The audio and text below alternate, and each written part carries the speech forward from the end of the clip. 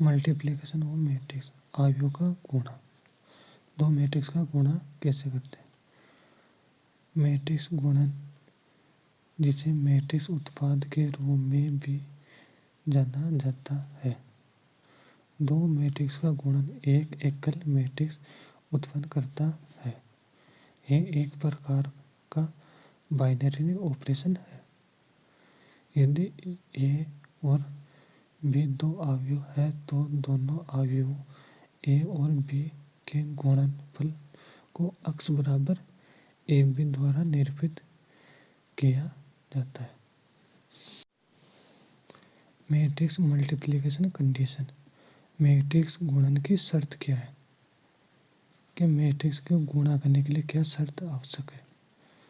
दो मैट्रिक्स का गुणन करने के लिए हमें यह सुनिश्चित करना चाहिए कि पहले मैट्रिक्स में कॉलम की संख्या दूसरे मैट्रिक्स में पंक्तियों के बराबर है। दो अवयवों का गुणन करने पर ए बी मैट्रिक्स का क्रम ऑर्डर पहले अवयव की पंक्तियों की संख्या तथा दूसरे अवयव की स्तंभों की संख्या में आता है। जैसे मान लीजिए कोई मैट्रिक्स है, मैट्रिक्स ए का क्रम है m इंटू एन, बी का क्रम है n इंटू पी। अगर ये दोनों समान है तो ये मैट्रिक्स ए में तो क्या आ गया? कॉलम, और मैट्रिक्स बी में हो गया रो। अगर दोनों समान है तो गुणा होगा। और जो आंसर प्राप्त होगा ए इंटू बी का, तो ये होगा इसमें मैट्रिक्स ए में तो होगी रो और मैट्रिक्स बी में कॉलम की संख्या।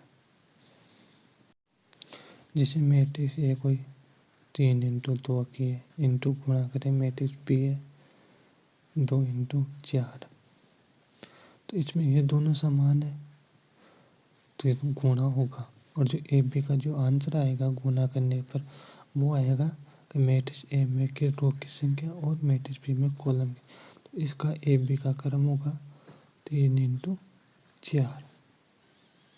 ऐसे कोई मैट्रिक्स में ए बराबर दे रखा है 2 इंटू 3 है और मैट्रिक्स बी का क्रम है 3 इंटू 2 है, तो ये 3 इसमें फर्स्ट मैट्रिक्स में कॉलम और सेकेंड में रो समान है तो गुणा होगा। गुणा होकर जो आंसर प्राप्त होगा वो होगा भाई ए और पहले मैट्रिक्स में रो और दूसरे मैट्रिक्स में कॉलम, तो ए बी का गुणा होगा 2 इंटू 2 की मैट्रिक्स प्राप्त होगी। तो इसमें मैट्रिक्स ए का क्रम कुछ अलग है, मैट्रिक्स बी का क्रम अलग है, आंसर का क्रम अलग आएगा। ऐसे इसमें क्वेश्चन में मैट्रिक्स ए का क्रम अलग है, मैट्रिक्स बी का क्रम अलग है, आंसर का क्रम अलग आ रहा है। जबकि जोड़ में क्या था, मैट्रिक्स ए का क्रम है जो प्लस मैट्रिक्स बी का क्रम है वो प्लस ए प्लस बी का क्रम, तीनों का क्रम सेम आ रहा था। जबकि गुणा में तीनों का क्रम अलग अलग भी हो सकता है और सेम भी। सेम कैसे हो सकता है? मैट्रिक्स ए 2 इंटू 2 है, मैट्रिक्स बी भी है 2 इंटू 2 है, तो ए बी भी गुणा करने पर भी 2 इंटू 2 की आएगी।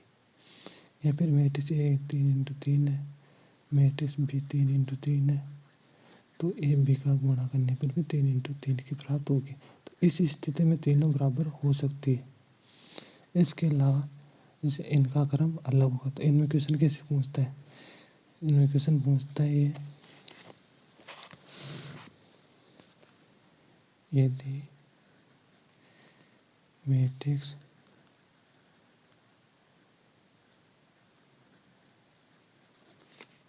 ए का क्रम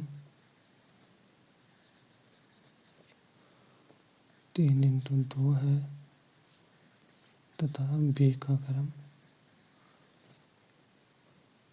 2 इंटू 3 है, तो ए बी का क्रम बताइए। ए बी का क्रम क्या होगा इसमें कि ये 2 और ये 2 समान है तो गुणा हो जाएगा और आंसर आ जाएगा 3 इंटू 3 का। अगर इसमें यह समान नहीं हो, जैसे मान लीजिए किसी ने दिया मैट्रिक्स ए है 1 इंटू 4, मैट्रिक्स बी बराबर है 2 इंटू 4, तो इसमें ये दोनों समान नहीं है तो इसका गुणा संभव नहीं है। तो इसका आंसर कैसे लेगा? कि पार्ट फर्स्ट में पूछे तब तो लिखे डायरेक्ट अतः गुणा संभव नहीं है। या फिर लिख सकते हैं मैट्रिक्स ए में कॉलम की संख्या तथा मैट्रिक्स बी में रो की संख्या समान नहीं है, अतः इस मैट्रिक्स का गुणा संभव नहीं है। मैट्रिक्स मल्टीप्लिकेशन रूल्स, मैट्रिक्स गुणन नियम। फर्स्ट नियम है कि दो मैट्रिक्स ए और बी का उत्पाद जो आंसर प्राप्त तो वो परिभाषित किया गया है यदि मैट्रिक्स ए के स्तंभों की संख्या मैट्रिक्स बी की पंक्तियों की संख्या के बराबर है। दूसरा नियम है कि यदि ए बी को परिभाषित किया गया है तो बी ए को परिभाषित करने की आवश्यकता नहीं है। जैसे किसी मैट्रिक्स में हमने ए बी का मान याद कर लिया तो हमें उसमें बी ए का मान याद करने की आवश्यकता नहीं है। यदि मैट्रिक्स ए और मैट्रिक्स बी दोनों एक ही क्रम के वर्ग अवयव है तो ए बी और बी ए दोनों परिभाषित है। कि अगर मैट्रिक्स ए का 2x2 या 3x3 ए बी 2x2 का है और बी बी, तो इनको जो ए बी अगर याद कर लिया हमने तो बी ए याद करने की आवश्यकता नहीं है। चौथा नियम है यदि ए बी दो मैट्रिक्स हो गए और बी ए दोनों परिभाषित है तो यह आवश्यक नहीं है कि ए प्लस बी ए इंटू बी और बी ए दोनों बराबर हो। क्यों हमने किसी मैट्रिक्स का 2 का गुणा किया और ए बी का मान और बी ए का मान समान हो। यदि दो अवयवों का गुणनफल शून्य अवयव है तो यह आवश्यक नहीं है कि उसमें से एक अवयव शून्य अवयव हो। जैसे हमने ए बी का गुणा किया और इसका आंसर 0 प्राप्त हो गया तो यह आवश्यक नहीं है कि इसमें ए या बी मैट्रिक्स एक शून्य मैट्रिक्स हो।